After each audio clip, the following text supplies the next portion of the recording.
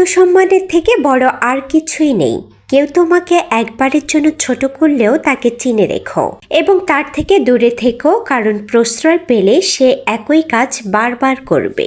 যদি জীবনের প্রয়োজনে নিজেকে বদলে ফেলতে হয় তবে তাই করো। হয়তো কিছুটা কষ্ট পেতে হবে তোমায়, তবু যে তোমার মূল্য বুঝে না তার অপেক্ষায় থেকো না। একটা জিনিস খেয়াল করেছেন, সত্যিকে সত্যি এবং মিথ্যাকে মিথ্যা বলার সাহস রাখলে আত্মীয় স্বজন বন্ধু বান্ধব অনেক কমে যায়। বংশগত বড়লোক যারা, তারা কখনো অহংকার করে না। অহংকার করে তারা যারা হঠাৎ করে বড়লোক হয়ে যায়।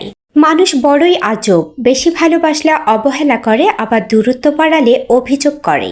আল্লাহ তাআলা বলেছেন, যে ব্যক্তি আদালতে বা কোনো বিচার সভায় মিথ্যা সাক্ষী দিবে, হাসরের ময়দানে তার জিহবা ও ঠোঁট কাঁচি দিয়ে কাটা হবে। যাদের মন মানসিকতার সমস্যা, তাদের কাছে আমরা নিজেকে যতই দোষমুক্ত রাখার চেষ্টা করি না কেন, তাদের চোখে আমরা কখনোই নিজেকে ভালো রাখতে পারি না। মনে রাখবেন, আর্থিক সুখের চেয়ে মানসিক সুখটাই জীবনে বেশি দরকার।